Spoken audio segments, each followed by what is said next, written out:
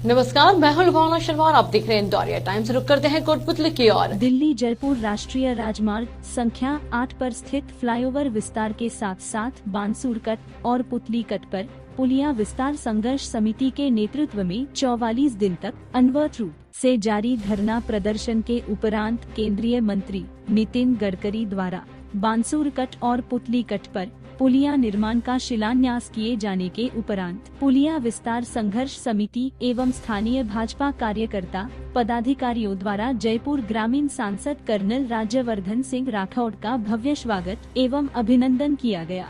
अभिनंदन समारोह से पूर्व कर्नल राज्यवर्धन सिंह का कार्यकर्ताओं द्वारा ढोल नगाड़ों के साथ शहर के मुख्य मार्गों से होकर एक जुलूस के रूप में कार्यक्रम स्थल पर ले जाए जाने के दौरान जगह जगह साफा एवं माला ही पहनाकर स्वागत किया गया, तो वहीं जगह जगह पुष्प वर्षा भी की गई। अभिनंदन समारोह के उपरांत मीडिया से मुखातिब हुए राज्यवर्धन सिंह राठौड़ से Indoria times director doctor Rakesh Sharma द्वारा फुट ओवर ब्रिज कॉरिडोर सहित स्थानीय प्रशासनिक कार्यालयों को अन्यत्र शिफ्ट किए जाने संबंधित सवाल किए जाने पर कर्नल राज्यवर्धन सिंह राठौड़ ने कहा कि और एक नेतृत्व देने की दृष्टि से अपनी इस कोटपुतली के सुगम यातायात का बड़ा प्रयोग जाते थे, तब कोई महाराणा प्रताप अपने हृदय में महलों का सुख छोड़ के गोगुंदा की पहाड़ियों में जंगल में घास की रोटियां खाने का व्रत लेता है, तब वो इतिहास में पूजित होता है। मैं चाहता हूं, मैं मोदी जी के सभी मंत्रियों को धन्यवाद देना चाहता हूं कि कैसे मंत्री बनाए हैं प्रधानमंत्री जी ने, जो ना कहना नहीं जानते। उनके पास जाओ और जाकर अगर समस्या ऐसी है कि जो सामाजिक समस्या है जिसका समाधान होना चाहिए, उनके दिल के दरवाजे और उनके जो फाइलें वो तुरंत खुल जाती हैं और काम होता है। मैं धन्यवाद देता हूं आज प्रधानमंत्री मोदी जी को। गडकरी जी के पास में गया, उन्होंने आपने उनके भाषण में सुना होगा, वो उन्होंने मेरा नाम अलग से लेकर कहा कि बार बार मुझे तंग करता था।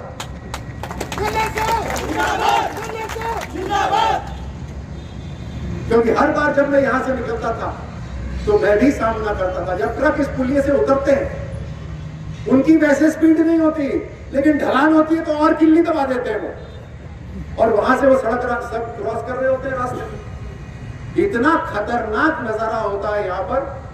और ये दिखाने के लिए मैंने अपने साथी जो भारतीय जनता पार्टी के कार्यकर्ताओं को बोला, मैंने कहा छत पे चढ़कर 1 घंटे का वीडियो बनाओ, और 1 घंटे के अंदर जितने भी लोग क्रॉस कर रहे हैं, ट्रक आ रहे हैं, उसका वीडियो बनाया हमने।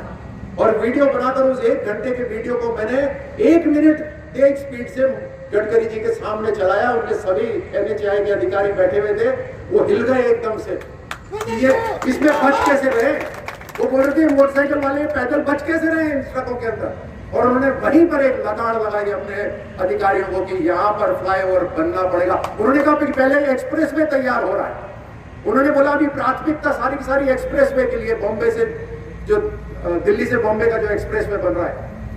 गडकरी जी ने बोला एक भी जान नहीं जानी चाहिए, और उसके लिए तुरंत यहाँ पर फ्लाईओवर बनना जरूरी है।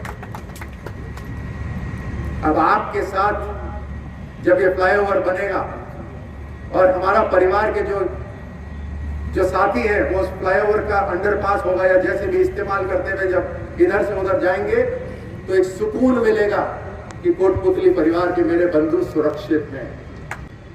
मैंने उनको बोला, मैंने संदेश भिजवाया कि भैया धरना तो तब लगता है जब कोई सुनने वाला नहीं हो, कम से कम एक बार तो सुना दो। एक बार भी नहीं सुनाया धरने पे पहले बैठे। फिर वो मेरे से मिलने आए, मैंने तुरंत उस पर भी कार्रवाई करी। वहीं से मैंने फोन करा, गडकरी जी ने बोला उस पुलिये को भी, जो अंडरपास है उसको भी ऊपर करेंगे। बोलो आया ना। कोटपुतली मैं कहूँ जयपुर दिल्ली जो राष्ट्रीय राजमार्ग NH8 की जो पुरानी योजना थी, वो ऐसी उलझी हुई थी जिसके लिए गडकरी जी ने अपने भाषण में कहा था इस पे एक किताब लिखी जा सकती है। अगर आप ध्यान से सुने, समझने वाले समझ जाएंगे कि जब वो कह रहे हैं कि किताब लिखी जा सकती है, इसका मतलब कितना उसमें पेचीदापन था। मैं प्रधानमंत्री मोदी जी को, उनकी सरकार को, गडकरी जी को धन्यवाद देता हूं, क्योंकि उन्होंने, मुझे याद है जब मैं मिलने उनसे जाता था, मैं बार बार उनसे मिलने जाता था, और उन्होंने कहा कि ये इतना फंसा हुआ है मामला, उसके बाद ये साधारण तौर पे तो कोर्ट में जाएगा मामला, और कोर्ट में जाएगा तो और फंस जाएगा और ये काम नहीं होगा। लेकिन जनता ये चाहती है कि मोदी जी सुलझाएं समस्या को। तो जो पुरानी कंपनी थी जिसने जबरदस्त रूप से जो उलझाया हुआ था, फिर भी उसके हाथ पकड़कर जो पुराने जो 13 फ्लाईओवर थे वो पिछले कार्यकाल में कंप्लीट हुए। इसमें एक कंडीशन डाली हुई थी पिछली सरकार और जो कंपनी थी, कंडीशन थी कि जब तक पुरानी योजना कंप्लीट नहीं होगी, जब तक कोई नया इसमें निर्माण नहीं हो सकता। उस कारण से ये रुका हुआ था। और जैसे ही पुराने फ्लाईओवर खत्म हुए, यहाँ पर जो जरूरत थी, जो पहले से योजना में होना चाहिए था, सब्जी मंडी नई तो बनी नहीं, पहले से थी, योजना में होना चाहिए था, लेकिन फिर भी उसके सामने फ्लाईओवर उतार दिया, ये बहुत बड़ा गुनाह है। कोई बात नहीं, बीडीएम अस्पताल के सामने फ्लाईओवर उतार दिया, अस्पताल में जाने वाले लोगों को समस्या हो गई। पुतली कट सामने किसी ने देखा नहीं था क्या? शाहपुरा के अंदर तिराया है, किसी ने देखा नहीं था क्या?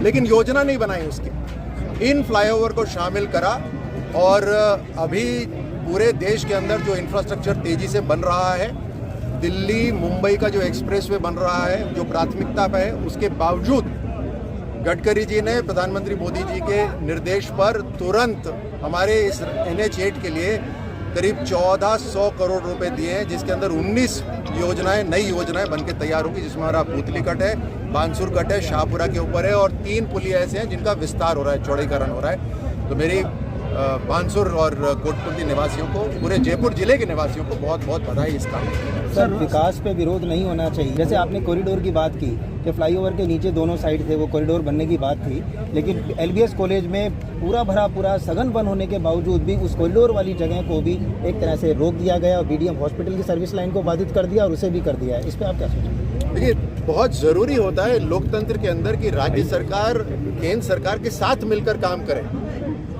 अगर दूसरी पार्टी की भी सरकार हो तो भी डबल इंजन काम कर सकती है अगर जनता की सेवा करनी हो जी। लेकिन मुझे लगता है मुझसे ज़्यादा आप लोग और सुनने वाले लोग समझदार हैं किस कारण से किसी पार्टी का सुपड़ा साफ हो रहा है पूरे देश के अंदर। जहां वो सत्ता में आती है, दोबारा सत्ता में नहीं आती वहां पर। और राजस्थान के अंदर जिस तरह से वो, शायद उनके जो सीनियर लीडरशिप है कांग्रेस का, उनका दिशा निर्देश होगा, पर जिस तरह से राजस्थान में कांग्रेस सरकार विरोध कर रही है मोदी जी के कार्यक्रमों का, उससे मोदी जी का विरोध नहीं हो रहा, उससे जनता का विरोध हो रहा है, जनता का नुकसान हो रहा है। आज ही मैंने अखबार में पढ़ा कि जल जीवन के अंदर 28वें नंबर पर है राजस्थान। अरे कहाँ, कंपटीशन में जहाँ जीतना चाहिए वहाँ पीछे चल रहे हो, जनता का बहुत बड़ा नुकसान हो रहा है। तो इसमें बहुत जरूरी है कि राज्य सरकार, लोकतंत्र हमारा ऐसा है कि केंद्र सरकार के साथ मिलकर काम करे ताकि जनता को राहत मिले। सर, फुट ओवर ब्रिज वाला काम भी आपने शुरू करवाया था, लेकिन उसे भी हाल ही में खोदी गई मिट्टी को वापस भरवा दिया गया और BDM को जो राहत मिलनी चाहिए थी नहीं मिली। राष्ट्रीय राजमार्ग NH8 के ऊपर इतने 22 ब्लैक स्पॉट्स हैं। मैंने उसी समय कि इतने एक्सीडेंट होते हैं, मैं लोगों के घर बैठने जाता हूँ, मेरी आँख शर्म से ऊपर नहीं उठ पाती कि हम जनप्रतिनिधि हैं, भले ही राजस्थान के अंदर सरकार कोई दूसरी है, लेकिन ब्लैक स्पॉट्स का हमने आइडेंटिफाई करा। पुलिस ने मेरे को पूरी लिस्ट दी, लिस्ट में गडकरी जी के पास लेके गया, मैंने कहा यहाँ पर समाधान निकालना है। उन्होंने तुरंत 500 करोड़ की घोषणा करी उस समय की ये फुट ओवर ब्रिज, मुझे अभी नंबर याद नहीं कि 22 या पता नहीं कुछ नहीं, लेकिन हमारे क्षेत्र के अंदर 12 बनने थे, उसके अंदर से BDM अस्पताल का भी एक था।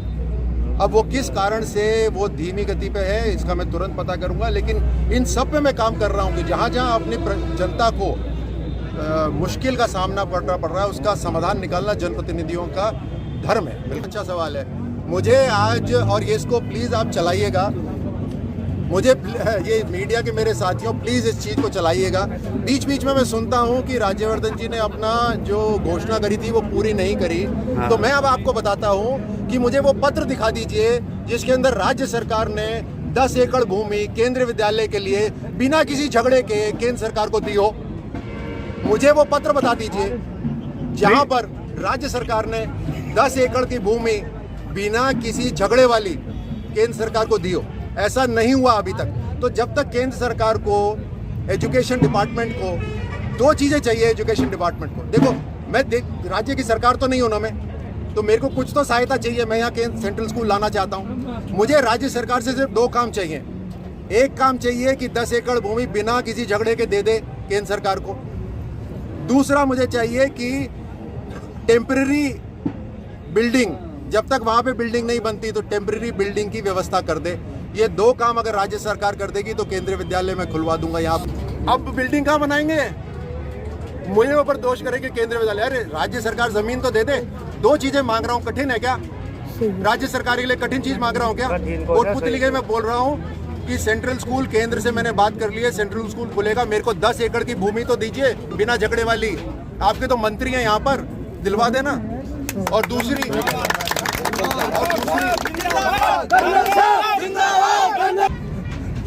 पिछली बार जितना वोट बैंक था उससे बढ़ गया वोट बैंक। जहां भाजपा की सरकार थी वहां भाजपा की सरकार वापस आई उन चारों राज्यों के अंदर। जहां कांग्रेस की सरकार थी वहां कांग्रेस की सरकार गायब हो गई, और ऐसी गायब हो गई कि उनका नामो निशान वहां पे नहीं है। मुख्यमंत्री हमने भी बदले, मुख्यमंत्री कांग्रेस ने भी बदले। कांग्रेस ने जो मुख्यमंत्री बदले वो अपने षड्यंत्र के रूप में बदले, हमने अपने मुख्यमंत्री बदले, वो हमारा भाव बिल्कुल सही था तो जनता ने उसको भी आशीर्वाद दिया। काम करने का तरीका जनता देखती है। राजस्थान के मुख्यमंत्री साहब, मैं आपकी इज्जत करता हूं, लेकिन आप कितना भी बोल लीजिए, जनता के साथ खिलवाड़ हुआ है, राजस्थान की जनता के साथ खिलवाड़ हुआ है। लगातार यहाँ पर जो घटनाएं हो रही है, अप्रिय घटनाएं हो रही हैं, जनता की सेवा नहीं हो रही, कोई योजना जमीन तक नहीं पहुंच रही, और उसका खामियाजा कांग्रेस को राजस्थान में भी भुगतना पड़ेगा। सर, आपके वक्तव्य से जुड़ा एक सवाल है कि धरना जब लगता है जब कोई सुनने वाला ना हो, और अभी हाल ही में पता लग रहा है कि जिला बने ना बने कोटपुतली, लेकिन यहाँ के सारे जो सरकारी ऑफिसेज हैं वो पर्टिकुलर पनियाला क्षेत्र में ले जाए जा रहे हैं, जबकि शहर की आवाम इस बात से दुखी है कि फिर शहर में बच क्या जाता है। इसे लेकर आप क्या कहेंगे? क्योंकि कांग्रेस के काम करने का तरीका है किसी भी चीज को पहले तो अटकाना, फिर भटकाना, फिर लटका देना। जहां जहां उनका जो व्यक्ति है वहां वहां वो काम करेंगे, जहां जहां उनका स्वार्थ है वहां जम के काम करेंगे, स्पीड से काम करेंगे कि आपको पता भी नहीं चलेगा, लेकिन स्वार्थ उनका होना चाहिए।